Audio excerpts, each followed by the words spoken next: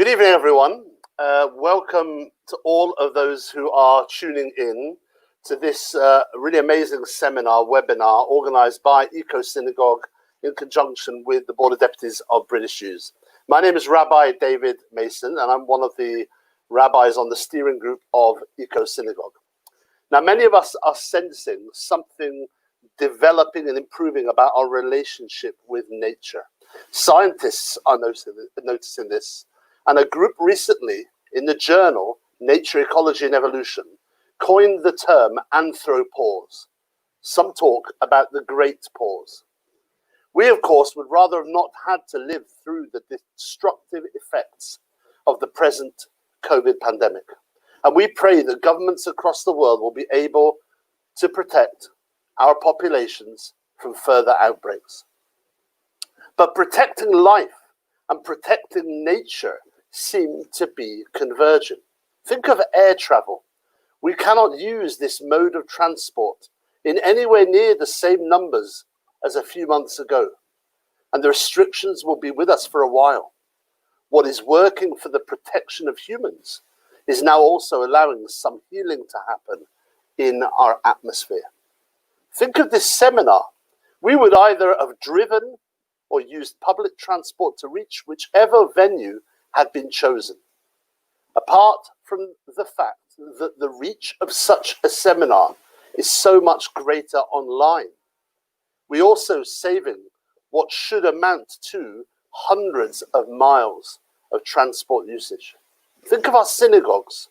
Yes, it may be hard for many, but our synagogues will not be putting out a kiddush for many months to come.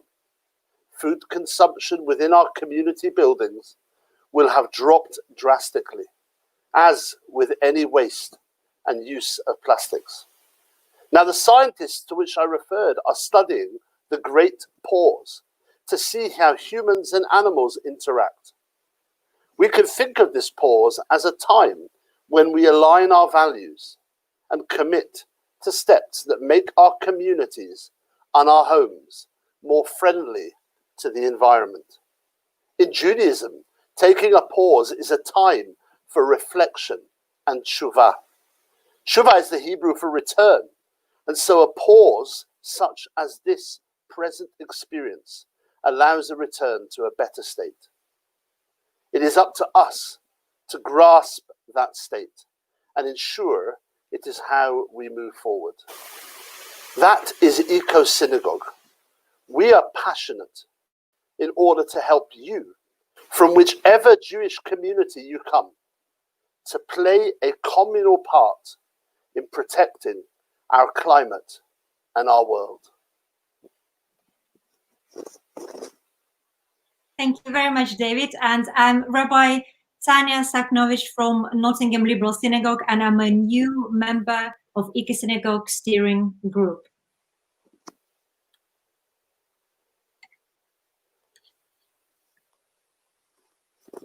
One generation goes and one generation comes, but Earth remains forever. Kohelet remarks philosophically in chapter 1, verse 4. Summarizing verses 13 to 17 from the book of Deuteronomy, chapter 11, allows me to say that the Torah brings our attention to the fact that our welfare depends on the land just as much as the welfare of the land depends on us. Even though most of us don't work on the land and we all purchase our food from shops, hopefully none of us think the food grows in shops. We are well aware of the fact that our well-being depends on the land. In fact, our well-being depends on produce from the land of many countries, both close and far away, as 80% of the UK's food supply is imported. Our relationship with the earth is often a dichotomy. We struggle to acknowledge our responsibility for the well-being of the land without realizing that in the long term, this means we are not taking care of our own well-being. This includes polluting the air, water, and land, the extinction of animals and fish, as well as animal cruelty. And we, humanity, are getting sicker too. We seem to focus more on how to treat disease rather than on how to prevent them. Many of us don't realize that it can be possible to live our lives without getting sick or always being tired. A few changes in lifestyle and others' diet can help us in body and as a result in mind too, to help us feel more energetic and joyful. Small steps can lead to big changes. A walk instead of a drive or some other exercise, and a diet without carcinogenic or fried foods, or even fasting sometimes, make a good start to one anyone's day. The subject of the environment and healthy living is so huge that it requires the attention of all of us, not just a few. That is why it has been an enormous privilege for me to join the EcoSynagogue steering group with such distinguished rabbis in their noble mission to bring the attention of the whole Jewish community to the issues of the environment, and to encourage us all to embrace sustainability and to create a symbiotic relationship with nature. It is time for us to accept responsibility not only for our own well-being, but for our planet as well. The lockdown has taught us a few lessons, and it is important to turn those positive encounters into transformative experiences. There are many ways in which we can help the planet and ourselves, and that's what tonight's evening, with an authoritative panel of members who we are delighted to host, is all about. Let's start making small steps, which will lead to big changes together.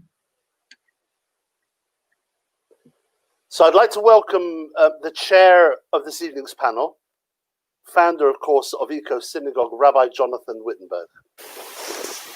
Thank you, and thank you, Rabbi Mason. Thank you, Rabbi Tanya Zakovich, for your focusing words to realign our values in a time of teshuvah, a time of transformative action. I'd like to welcome our panel from whom we're going to hear. Esben Larsen is a fellow in food, forests and water at the World Resources Institute. Tamara Finkestein is permanent secretary at DEFRA, as well as being a former chair of my synagogue. And Josie Cohen is head of campaigns at Pesticides Action Network, UK.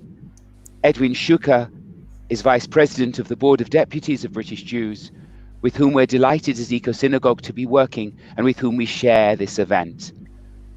Our guests enable us to have an international, a national, and a regional and local perspective to go from the global to what you and I, each of us, can and should be doing at this time, which is a time both of crisis and of opportunity.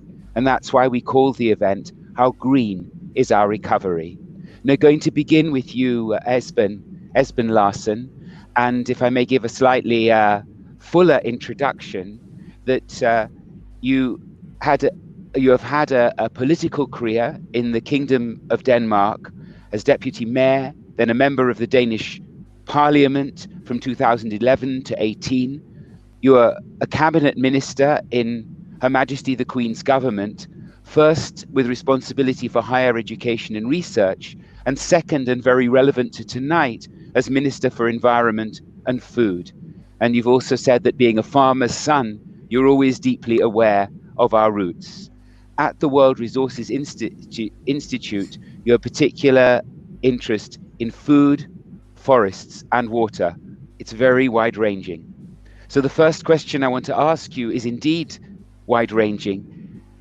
In an international perspective, what are the most important things to do with regard to the climate emergency we find ourselves in? Thank you very much, and good afternoon and good evening here from Washington.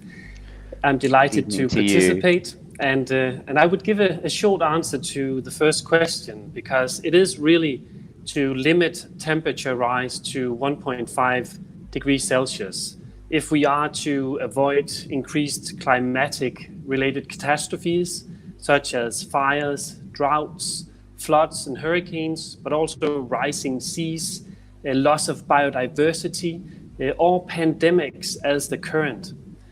And as always, if we don't act and invest in the common good as a turning point. It will really hit the most vulnerable groups, such as the informal workers, women and children, but also climate migrants from the global south. So limit temperature rise to 1.5 Celsius has an enormous importance for the future of our climate and our planet. We in fact first met at the 5th anniversary of Laudato Si, in which the Pope links social justice and climate change. What are the most important actions you feel across the world needs to be taken to try to achieve that limitation to 1.5 C? Well, one of the instruments that was developed with the Paris Climate Agreement back in 2015 was the national determined contributions, where each country that was a signature on the Paris Climate Agreement was supposed to develop plans to make the climate better with national solutions, thereby the NDCs. And these NDCs should be renewed every 5 years and be renewed with an even more ambitious goal than the original one. And this year, the national determined contributions are supposed to be renewed. And if we see that governments actually act on this, put in new policies, make new legislation around what companies and civil society are supposed to engage with when it comes together with governments to improve NDCs, we will take important steps in the right direction. And building on that, if governments also via their development aid will take initiatives like investment in renewable energy, solid infrastructure that can improve livelihoods, we can see a more just and we can see a better climatic situation also in our developing worlds, which is hugely important because we'll see alone in Africa an increase in citizens from 1.2 billion to 2 billion in 2050, so 800 more. And when we know that the hardest hit areas in the world will be sub-Saharan Africa when it comes to climate change, we really need, via our development aid, also to act. I noticed that in that response, you twice used the word supposed to. To what extent do you feel governments are meeting their nationally determined contributions? And are there any means to encourage them to do so? As you said, they are renewed this 5th year. Yeah, unfortunately, there's a lot of soft power in putting up goals and make international negotiation and agreements, but we definitely lack to see enough action. We have the ambition, but we don't have the action yet. And therefore, it's very important with an event like this that we see that the Jewish community pushes for an ambitious agenda on climate change. It is important with the signal from His Holiness the Pope on his COVID Commission, where he is also giving addresses. But of course, also businesses and civil society that needs to require action from their governments. And that is through the political debate, through the scientific community. And since we are all citizens in a state, we need to raise our voice in the demand for change so we see that the government actually acts. And what role in particular do you feel should religious leadership and religious community be able to play, not just locally in our synagogues and churches, but on the international and the wider political scene? Yeah, overall, when we see at the moment that the big stimulus packages are being negotiated, we have seen the EU launching a stimulus package on 750 billion, where 25% are allocated for climate-friendly initiatives, but also the German government that has launched a package on 130 billion euro. Those are good examples on what we need to see more of. So the religious community really needs to appeal to leadership in the world to do fair and just and climate-friendly packages. But on the other hand, there's also a lot to do for religious communities. So when we look at the religious communities overall in the world, There's a lot of moral impetus to address for religious leaders, both in speeches inside the synagogue, the church, for the imam on his Friday address, but of course also externally to the leaders of the societies that the religious groups are part of. The leaders have voices that need to be heard. We need the religious communities to address freedom for the common good, and that aspect that is hugely important for securing especially the most vulnerable in societies, the strangers, the widows, and the orphans. And since most religions, if not all, have religious and sacred texts about the stewardship of our world and the resources we are entrusted, we see that all over Tanakh. We need that conversation evolving around the resources that the religious communities are also responsible for. And the religious communities globally are a major player. In Africa, in the developing countries, the religious communities runs 50% of all schools, a third of all hospitals. They have 18% of the total investment capital in the world. They feed billions of people, and religious communities own 8% of all habitable land. That's the size of France, but they administrate 15% of all the habitable surface in the world. So doing that with biodiversity for eye, doing that with increasing sustainable agriculture, forest, water consumption, that's a major influential player that we need to have activated even more. Thank you, Esben. That's extremely helpful. And because we often feel powerless, that reference to the scope that religions have to contribute is extremely helpful and very encouraging to us. And that gives the broader international perspective into which I want to welcome you, Tamara. You've had many senior posts in the civil service, including exit delivery at DEFRA. Before that, safety program in the wake of Grenfell, and I know also you've worked very closely on children and social welfare, and now you're permanent secretary at DEFRA for just over a year, in fact, and you're also within the Jewish community senior sponsor of the Civil Service Jewish Network. And we've heard much that governments could be doing, and that word "supposed to" haunts us all. Can I though begin by asking you, how much is this a time of opportunity for what Rabbi Mason called teshuvah, for this green recovery? Is the opportunity really there? Well, thank you very much, and thank you very much for inviting me to be on this panel. It's such an important issue, and it's a mission that my government department's been tasked with to ensure that we leave the environment in a better state for the next generation. And I do think this is a very particular time to achieve that change. Because we find that actually people find it hard, despite David Attenborough's best efforts, to get their head around the impact of climate change and biodiversity loss. People see it as important, but not always urgent, and almost find it too big to contemplate. And oddly, this virus has actually helped people get their head around something which can be so global, that can be so difficult to see how you control it. To see something which kills, and to see something which scientists have warned us about, and which we need to be prepared for.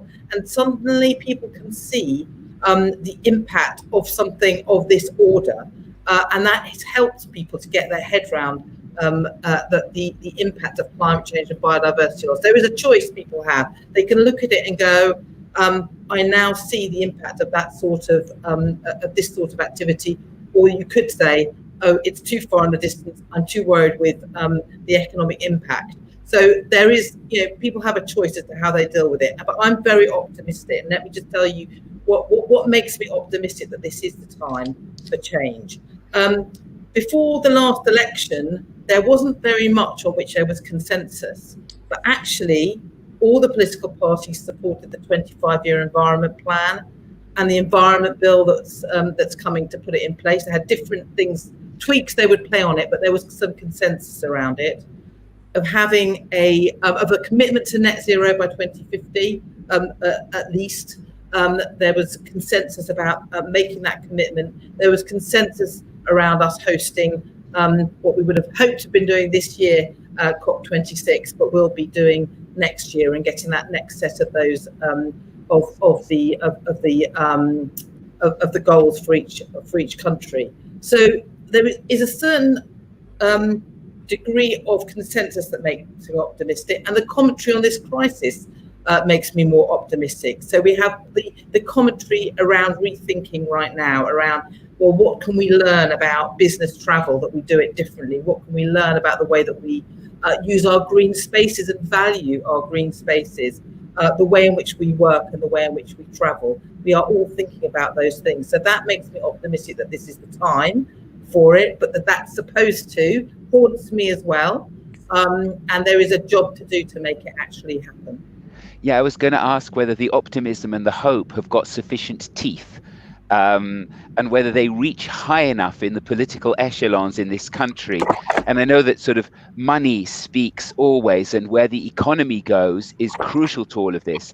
Do you see that there are real economic opportunities in the recovery for green industry? And do you feel, it's difficult for you to answer this one, are those opportunities falling on willing ears in this country? Yeah. So, I mean, one of the things I've been very nervous about during this pandemic is of praising too much the kind of the lack of economic activity, which admittedly means, you know, we have less cars on the street, some impact on our air quality and on less air travel. Because I think it would be very dangerous to suggest that the only way in which we're going to achieve our kind of net zero targets is by tanking the economy. And I don't believe that to be true.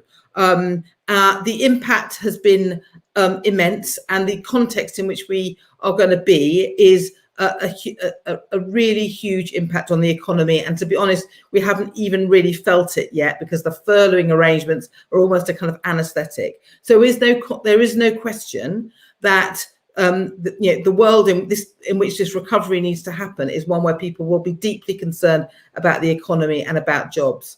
But I feel very strongly, and the government, the government that I serve, I see that across the cabinet and in the Prime Minister as well, a commitment to build that clean, green, resilient economy out of this. On Monday, we had a big event led by our Council for Sustainable Business, which is led by two business leaders and a committee, and they brought together businesses. 50 of the FTSE 100 businesses made their commitments around what they will do to drive towards net zero, often sooner than 2050 in their companies. And that driver from business, I think, helps to keep government also on track. And I actually think that when we look at what we will, I hope, achieve through COP26 and the climate conference, I think we will actually see business to some extent leading governments, because I think they look quite far ahead and they say that they see the real dangers and they recognise the changes that they have to make. So I actually think there is almost a pull on governments from business, and that gives me quite a lot of confidence. I mean, just obviously right now, the Prime Minister gave a speech yesterday. The Chancellor's giving a speech next week. I think we will hear elements around that green recovery commitment in that. Yesterday, a commitment to a green recovery challenge fund that can be bid for big conservation projects, which also hopefully will build new jobs and skills in the area of conservation and nature, so that you can see the beginnings of these things coming. So I think it goes hand in hand with economic recovery, a green recovery. That is the only choice. I really appreciate hearing that, because one of the dangers, and Esben mentioned it as well, is this can feel all just too big to be able to do anything, and one can easily feel powerless and despair. To sense that actually the economy might lead the way, and that there could or should be the political will there, is really encouraging. Would you say then? I was talking to my 97-year-old mother yesterday, and she was looking at the street and the cars all back and say, so we're carrying on exactly the way we were before. But Tamara, that's not what you see happening? So I think that the curse in public policy making is the discount rate, which is the fact that we all heavily discount things that are future benefits. So there is a real problem around doing things soon enough and really recognizing the change that you have to make. And that's why, we underinvest in our pensions. We don't put enough into preventing illness. We put it into acute care. And so that is always a risk. And I think, climate change and biodiversity are absolutely in that category, that we fail to see the thing that is coming down the line and the action that we need to take now. So there is absolutely a risk of us not recognizing and not taking this opportunity. But I think it's a tipping point.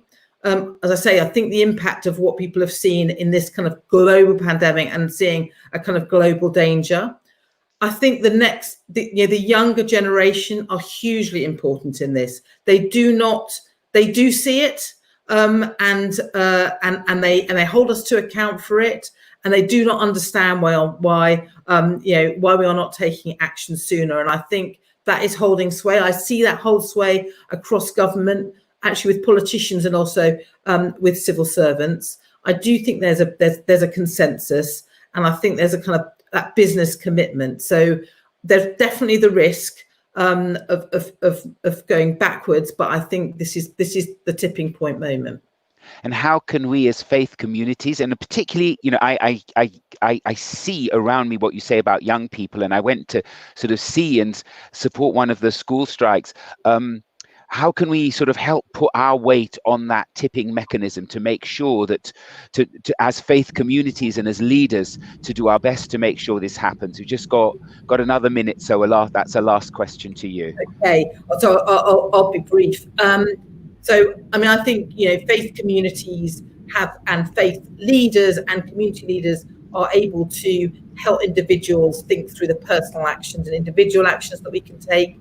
I think that we are all often part of businesses or workplaces, and we can be encouraged to take action and encourage action by our businesses and questioning our leaders. I would say one thing that I think is really important, though, which is change is really hard, and I think faiths and religions know that.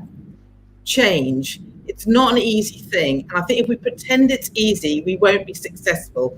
We have to get farmers, for example, to make a massive change to the way in which they farm for generation upon generation, and it's hard. And I think faith leaders are particularly well placed to help people think through sensitive change that doesn't dismiss heritage, that doesn't dismiss what's difficult, and helps us manage the difficult stuff.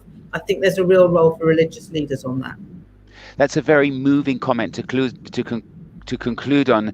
Thank you, Tamara Finkestein, because I think I'm very aware that change is difficult as a faith leader, and helping us understand that and appreciate the challenges people face. And I remember on the day of one of the school strikes, you were actually talking to farmers and sort of at the front line of negotiating the complexity of change, and that needs to be appreciated too. And thank you for that very helpful insight, and I hope we'll all take that on board. You mentioned the personal and the local, and that takes us to you, Josie. You've been involved in a range of NGO organisations. It's included the League Against Cruel Sports, Save the Children UK, but for the last decade, it's been really social and environmental issues, and particularly those connected with large-scale agriculture. And as we leave the EU and negotiate different kinds of trade deal, I know that you've been extremely active there. And you joined, 3 years ago, you joined the Pesticide Action Network UK to head up the UK's campaigning, policy and communications network. And we're really going to focus here on on the local, what is around us and what we can do. But we should begin perhaps by asking what role pesticides, environment, 1.5C, what role have pesticides played in the environmental movement, and what role should your campaigns be playing for us? Yeah, thanks, Jonathan. Thanks so much for having me. I mean, in many ways, concerns over pesticides actually kicked off the modern environmental movement that we're all now part of, and the reason we're here tonight. So, as many of you will know, there's a woman called Rachel Carson, who is an American marine biologist and conservationist, and she wrote a number of her books, but her most famous book is called Silent Spring, which was published in 1962 and is often credited with the beginning of modern environmentalism. And it described the environmental destruction that was taking place in America that was being driven by the widespread pesticide use, particularly looking at an insecticide that many of our older people on this call will remember, called DDT. And it talked about how DDT had contaminated the America's water, soil, vegetation, killed birds and insects, and talked about how it had kind of disrupted the controls that nature has put in place to ensure that all species can live in harmony together and that one doesn't overwhelm another. And by helping to kickstart the environmental movement, Silent Spring changed the world. And I mean, it's said, many of you would have read it, and it's said to be as influential as Marx's Das Kapital or Darwin's Origin of Species. And it's a wonderful book that kind of combines science with a very poetic way of expressing itself. And it was 50 years ago, and Rachel Carson spoke about a silent spring, which was where spring returned after winter, but no birds sing because all the insects and the birds have been killed. And that was more than 50 years ago. But since then, we have continued to drench our natural environment in chemicals. And I would say that our version of that silent spring is the windscreen. I don't know if people remember, but I remember from the 80s when I used to drive, my parents would drive me on long journeys. You'd had to get off and wipe the windscreen of insects. And, you know, that hasn't happened for a good decade, if not more. In fact, if you speak to younger people, they don't even remember that. And that is our silent spring. And that's quite a depressing thought, but actually the solutions are there. It's not an unsolvable problem. Rachel Carson knew what the solutions are there. We know what the solutions are. Millions of other people do, and we really need to build the political will to do it. And in terms of that mission, we all have a really crucial role to play, and I'll come on to some more specific stuff that people can do later.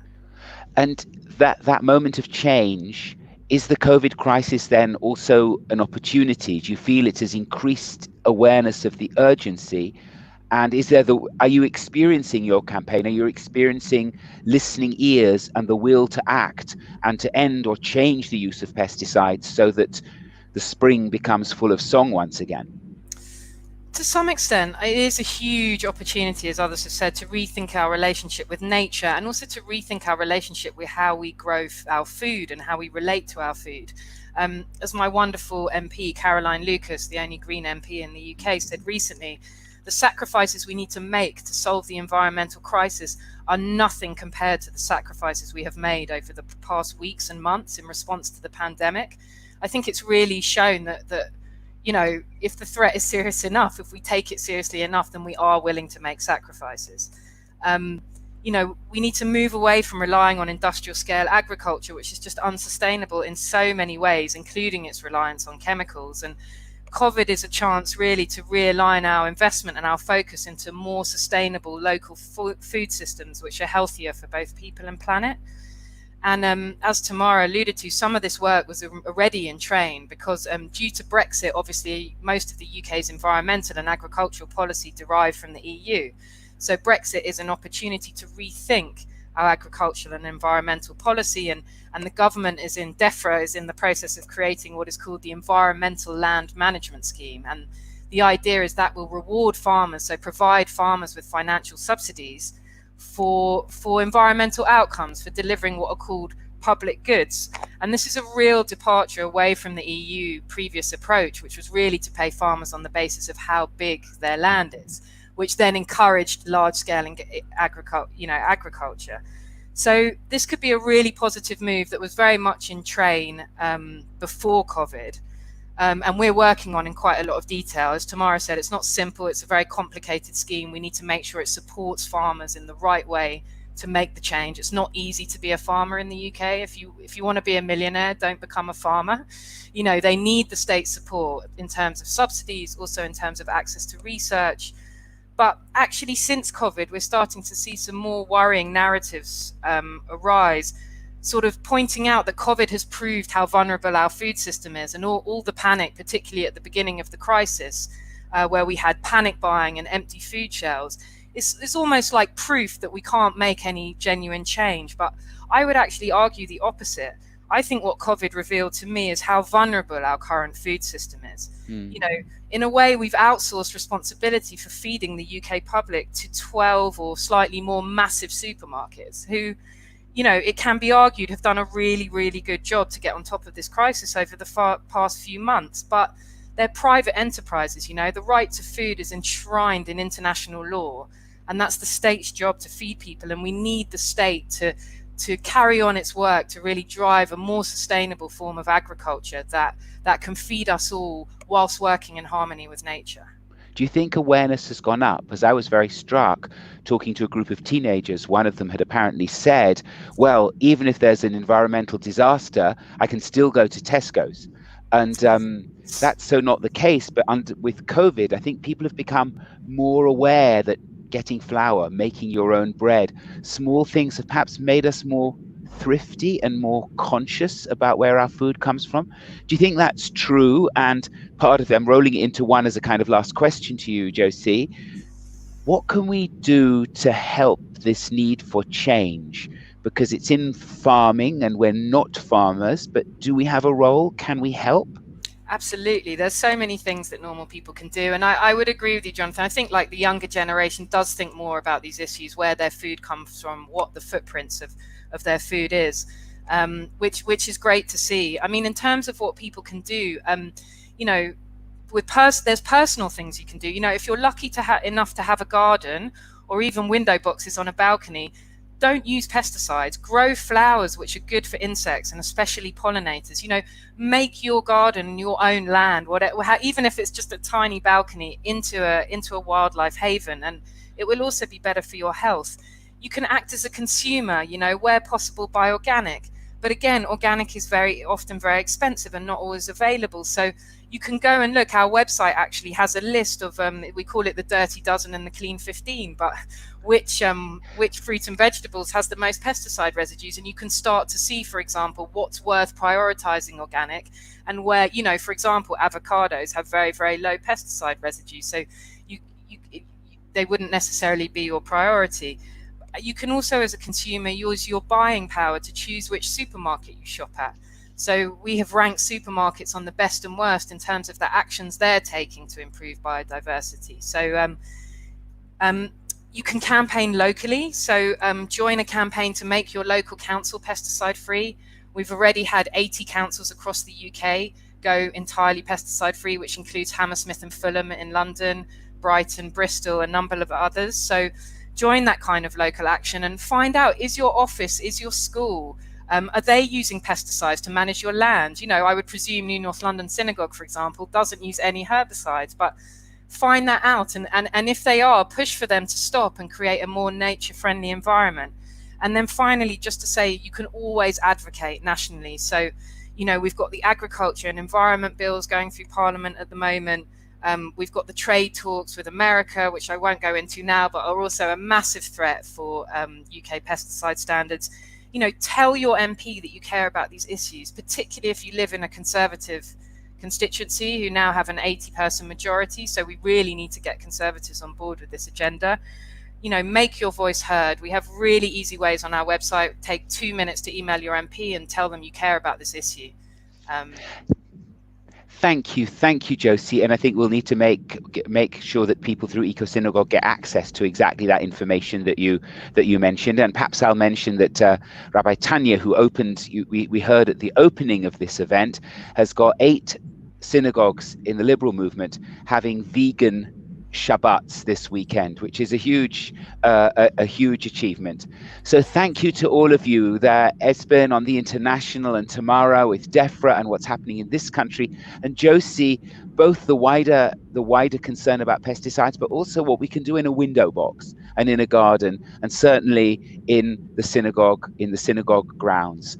Thank you very much. In a moment, I'm going to invite Rabbi Mark Goldsmith, my colleague on the steering group, to join me, and we're going to reflect on Jewish teaching around what we've heard. But first of all, we're going to show a short film, a video from London Climate Action Week, of which this event is a part.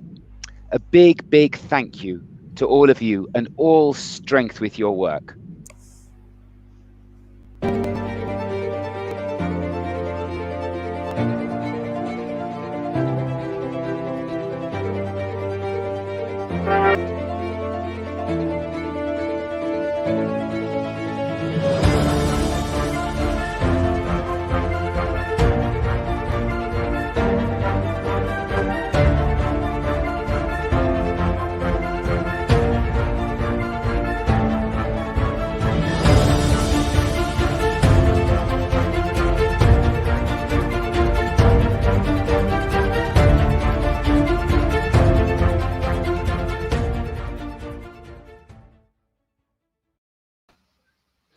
Thank you. And in fact, London Climate Action Week has given us the date last year and this year for our Green Week and our Green Shabbat.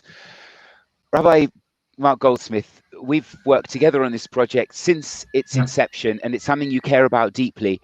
Just thoughts, texts, reflections that have gone through your mind as we listen to our guests? Well, as Josie, as Tamara, as Esben spoke, each of them, they kind of brought up something from Jewish teaching for me. As Josie spoke about the effect of pesticides, there's a beautiful piece, one of my favorite Jewish environmental pieces from Kohelet Rabbah, which envisages God somehow leading Adam around the Garden of Eden and saying to him, look at my works, see how beautiful they are, how excellent. For your sake, I created them all. See to it that you do not spoil and destroy my world. For if you do, there'll be no one else to repair it. And we've heard about the possibilities of destruction that we can do, but also this very clear idea that it's not just about each individual one of us. We are very, very connected in this. We have a basic principle in Judaism of love your neighbor as yourself, which means love your neighbor's experience of the environment just as much as your own. And this whole coronavirus pandemic has shown us so directly what a connected world we are. Whilst we're also a local world, we're connected all the way through. And as we heard also from Josie, if the threat is serious enough, the world will take action very quickly. Now, what are we going to do to change ourselves back in a way that doesn't continue to destroy the world, that is not destroying wantonly, Baal Tashchit, as we call it? I think one of the things I heard from Tamara was, on the one hand, that we're going to need to make change. On the other hand, change is difficult. And actually, I think one thing that Jews can contribute towards all of this from our own history is we've dealt with really big changes and managed it, often forced upon us, from expulsions to destructions of the temple and changes of the way that we worship, to the horror of the Shoah and rebuilding communities. Perhaps one of the things that Jewish communities can show is how to make change work, how to make things be different, how to bring ourselves back in a different way. I also heard from Esben, he got that beautiful quote about the orphan and the widow, which is, think about those who get affected by the environment more than anybody. It's not us in London. It's that 1.2 to 2 billion people in poorer countries that there are going to be over the time. And I think as a Jew, you've got to think about that. You have to think about not just yourself, but think about those who are disadvantaged in your society. I also love the fact that Tamara spoke about l'dor v'dor, from generation to generation. She said it's really difficult to, as she called it, discount the future, as in invest in the future for the benefits for the future. But for this time, we really can. And that's what we always have to do in environmental change, because you're not going to see the changes so quickly. Although it was so disturbing when Josie talked about the flies on the windscreen. And she's right. I remember that as a child, but it doesn't happen anywhere near as much. There's so many, yeah. That's where I'd like to kind of start. Yeah. In a moment, we're going to bring everybody together, but I think I'm going to put a question to you and then to the panel. Rabbi David Mason at the beginning. In fact, I'll just hold. Let's bring everybody in together, and I'll put this to all of us and see what we think of it. If we all come back together. Thank you. So, you spoke, Rabbi Mark, about the connectedness of the world and humanity and nature. Rabbi David at the beginning talked about that anthropausal moment, the coining of that phrase. And something which has been talked about very much among environmentalists is this very anthropocentric view of the world that we have, that the human being is superior, that our agenda has been control, and we don't really talk about that we talk about that often in a colonialist sort of discourse, but how much do we talk about in relation to nature? And is there a kind of both a spiritual and an economic change, both of them needed to change our fundamental attitude towards the world around us? That's a question I kind of want to put out there. There's a little bit of time for us to talk together, and then we'll see what questions have been directed our way by our listeners. Is that something, Esben, would you be okay to pick that up as a starting point? Yeah, thank you. I think it was a great reflection, and also thank you very much to both the other contributors into this conversation. So the deployment of wealth in the world is, of course, an important tool in regards to make it better for the orphans, the strangers, and the widows. And we, from typically Western countries, we need, of course, to look into what is it our responsibility is. A very concrete thing. Today, 1/3 of all food in the world is lost. In the UK, RAP has been doing a lot, and the UK is leading on fighting food loss and food waste globally. But try to imagine what it means for our resources that 1/3 of all our food is wasted when we at the same time have millions and millions of people that can't get the food they need.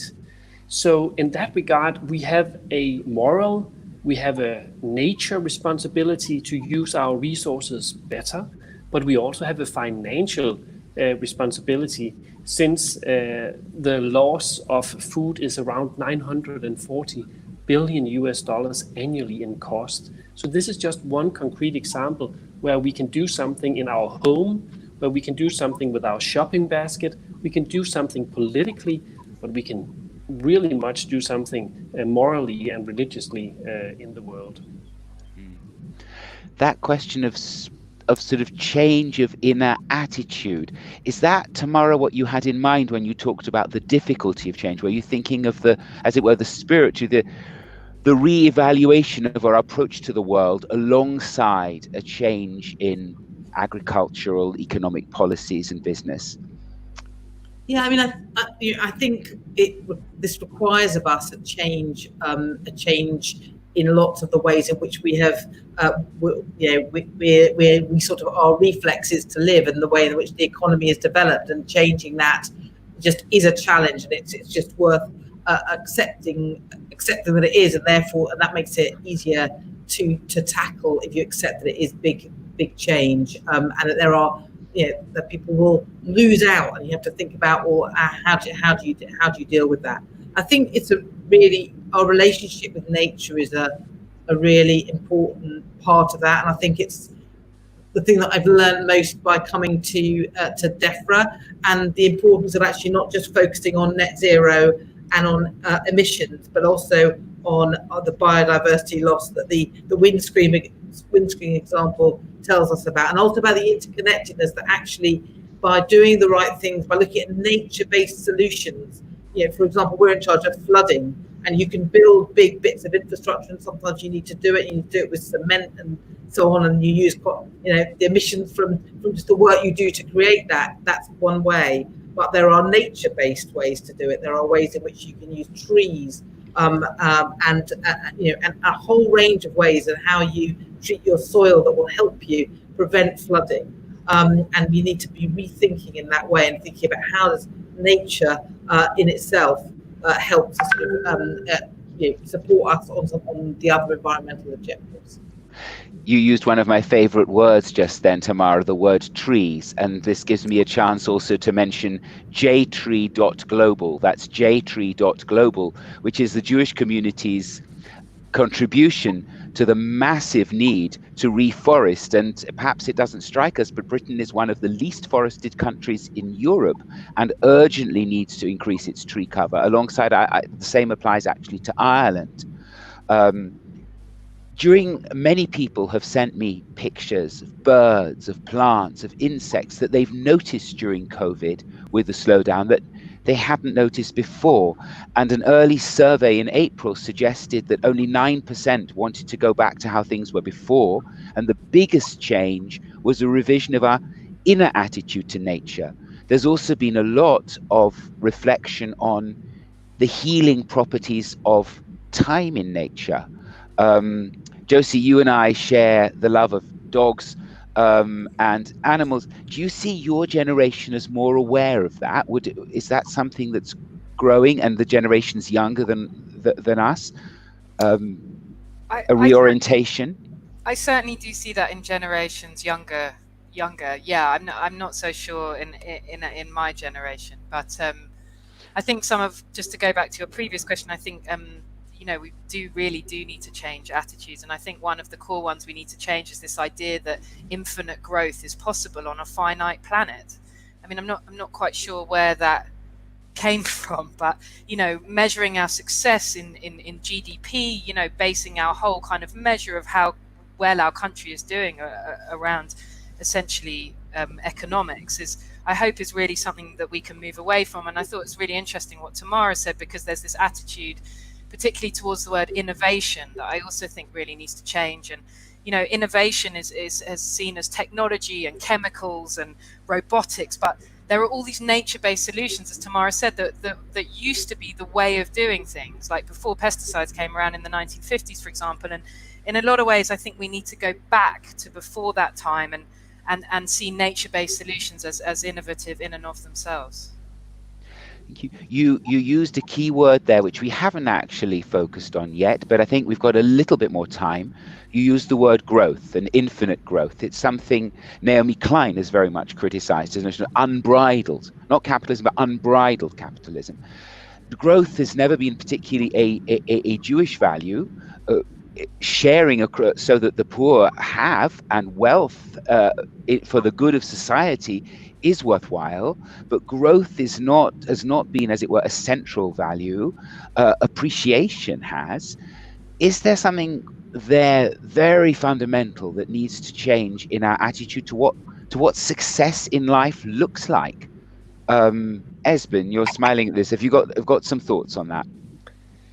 Yeah, I think this is, of course, a personal opinion around these aspects. I think that COVID has shown us that it is actually healthy not to engage all the time, and that being a spiritual human being where you enjoy nature, where you enjoy time with your family or a few friends, that you can see that life has enormous values in engaging on a lower scale than normally, where we are so busy with meetings and children needing to go to daycare or things in our spare time. But understanding that being able to be with yourself is also a very healthy thing. And what better place to do that than in nature, or to study the nature-based solutions to see how that can improve our livelihoods in many ways. And that is really where the moral and ethic and religious voice have a role to play here. Tamara, do you have thoughts on that? Yeah, I think just a reflection of taking some care to recognise that it is not always equal. The people who access our green spaces, when we look at that, it is too narrow a section of our of our society, and we have to do a lot more to spread that to help a much wider section of our of society to engage with nature. We find that there are communities living right next to the Peak District who have never been to the Peak District National Park, and there is a huge job of work to do to change that, because we do need to change how people feel and how their relationship with nature, and it is not equal at the moment. So there is a big job of work to do on that. Yeah, Josie, you want to come in on that? Yeah, just to say, I think that's so important that it's about environmental justice. It's not just about environmentalism. You know, things like you know, a congestion charge, or when they say don't worry about chlorinated chicken, it will have a label on it, but poorer people still won't be able to afford to buy their way out of that environmental problem. So I think it's really important, and this is in a way some of where the diversity and inclusion stuff kind of interacts with the environmental agenda. And you know, we all know that the environmental movement is kind of notoriously white, and that is really something that we all need to work on and ensure that these environmental benefits, our communities are able to access them equally. Yeah, I think at the beginning of the COVID crisis, there was a sense that this is an equalizer, but it's become more clear that it's not an equalizer, and that for people, I've been lucky enough to have a garden, and that is so radically a different experience from being in a flat with young children and having no such access. We've a little bit of time from the questions that we've had. There was one right at the beginning, which and I'd like actually to bring Rabbi Mark back in, if I may, if that's possible. We were asked right at the beginning if we're EcoSynagogue here, if all our communities kept the Sabbath, how much greener would we be? And if particularly the non-Orthodox, but I actually think it applies to the Orthodox. Not everybody in Orthodox synagogues keep the Sabbath either. How much is there to learn from that?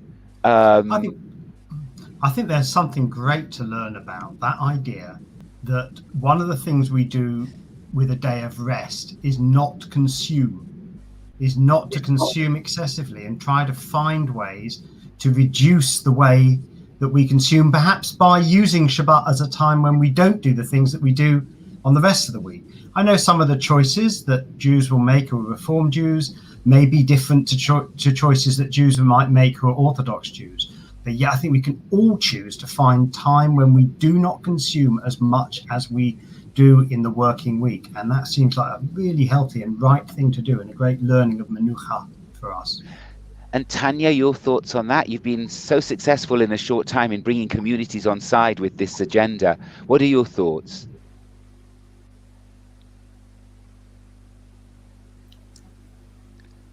We can't actually hear you. I think we can't hear you, Tanya.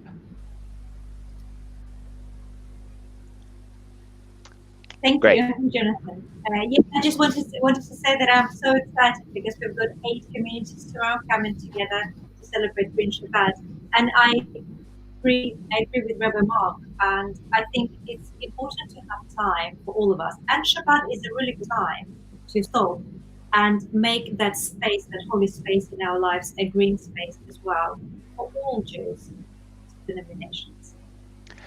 So a very big thank you to everybody. We're coming towards the end of our time, and just before I hand over to Edwin Shuker, who's the Vice President of the Board of Deputies, I want to mention that we are creating an exciting program with EcoSynagogue, and we're putting it together. And we had the good news just today that Alok Sharma, who's the business secretary as well as president of COP26 conference, has confirmed that he will do an event with EcoSynagogue. We hope sometime towards the end of the summer. So that's an exciting way of taking it forward, and also putting to someone with real influence and power the kind of concerns that we've expressed, that all of you have expressed here.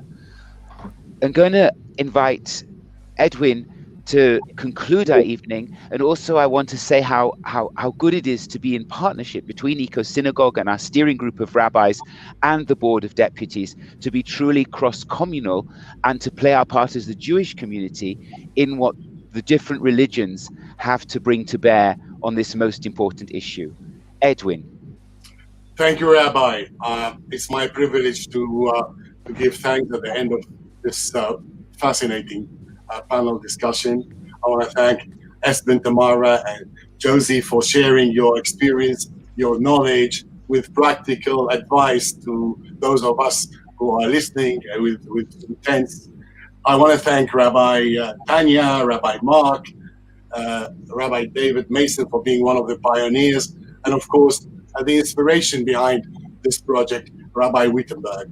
I want to thank behind the scene Andrea Fast and Leo for making this a technical success. EcoSynagogue was one of the first projects I was involved in after my election. And I honestly, as soon as I heard the content, I said, this is it. If it's only for this, it's worthwhile being involved with the community and the Board of Deputies. The Board of Deputies is genuinely excited to be partners with EcoSynagogue to support this initiative. We would like every synagogue, regardless, across the board, regionals, all denominations, to take it on, to embrace a more sustainable way of operating and to ensure that our relationship with the environment is a focal point of not just our personal, but also our communal lives. Thank you all for educating us. Thank you for joining us, all the viewers, and good night to you, and thank you. Thank you. Thank you, Edwin.